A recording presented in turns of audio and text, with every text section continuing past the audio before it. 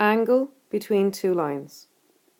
If two lines L1 and L2 have slopes M1 and M2 respectively, and theta is the angle between them, then tan of theta is equal to plus minus M1 minus M2 divided by 1 plus M1 multiplied by M2.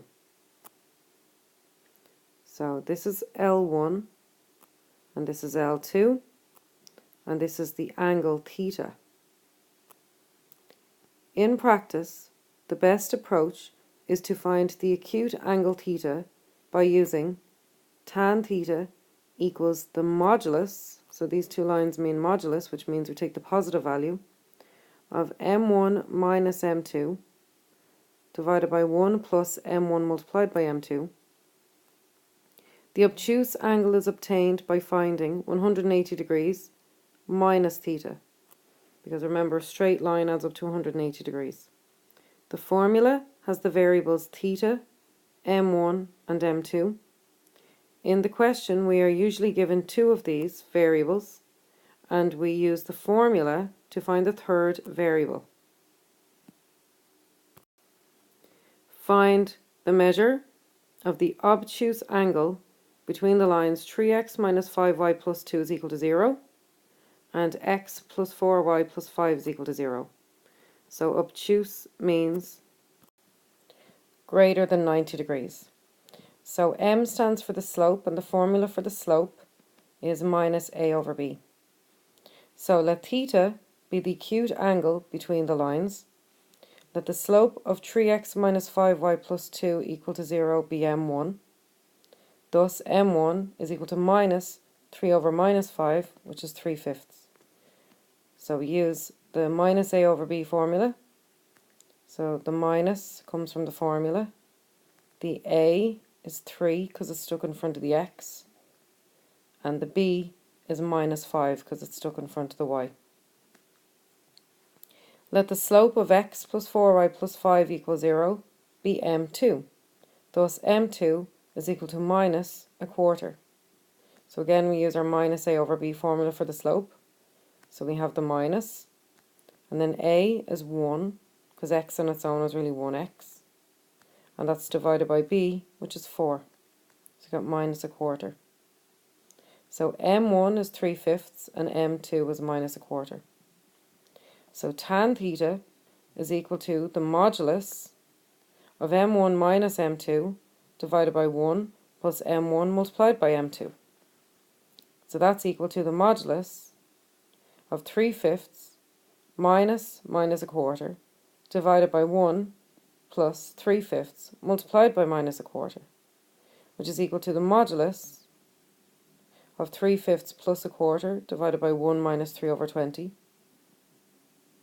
which is equal to 3/5 plus a quarter divided by 1 minus 3 over 20 times 20 over 20. So we're multiplying above and below by 20 to get rid of this fraction.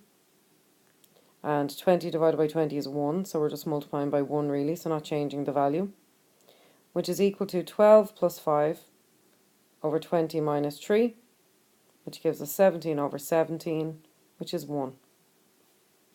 Therefore, theta equals the inverse tan of 1, which is equal to 45 degrees. Thus, the obtuse angle is 180 degrees minus 45 degrees, which is 135 degrees. L, tx minus y minus 3 equals 0, and kx minus 2y minus 1 is equal to 0, where t is an element of the real number set, are the equations of two lines. Given that the angle between L and K is 45 degrees, find the two possible values of t. So we're trying to figure out what this t is. We know that it's a real number. So we let the slope of tx minus y minus 3 equals 0 be m1. So again, we use minus a over b for the formula for the slope. So m1 is equal to minus t over minus 1. Minus divided by minus is a plus, and t over 1 is t, so we just get t. So the minus came from the formula. The a came from the t that was stuck onto the x, so a is equal to t, and the b is minus 1, because minus y is really minus 1y, so b is minus 1. So we get m1 equal to t. Then we let the slope of x minus 2y minus 1 equals 0 be m2. Thus m2 is equal to minus 1 over minus 2. A minus divided by minus is a plus, so we get a half. So again, we use minus a over b, our slope formula. So we bring down the minus. Then a is going to be 1, because x on its own is really 1x. b is minus 2, because minus 2 is took onto the y. And so we get m2 equal to a half. So tan theta is equal to the modulus of m1 minus m2 divided by 1 plus m1 multiplied by m2. And we were told in the question, given that the angle between L and K is 45 degrees, and we want to find the two possible values of t. So we know that the angle theta is 45 degrees. So tan of 45 degrees is the modulus of t minus a half divided by 1 plus t times a half. And tan of 45 degrees is 1. We just get that from the calculator. That's equal to t minus a half divided by 1 plus a half t. We're going to multiply above and below by 2 to get rid of the fractions. And remember, 2 over 2 is 1, so you're really just multiplying by 1, so you're not changing the value. So you end up with 2t minus 1 over 2 plus t. That's still equal to 1. So we take the positive and the negative separately. So we have 2t minus 1 over 2 plus t is equal to positive 1. Or 2t minus 1 divided by 2 plus t is equal to minus 1. So we get 2t minus 1 equals 2 plus t, so t is equal to 3.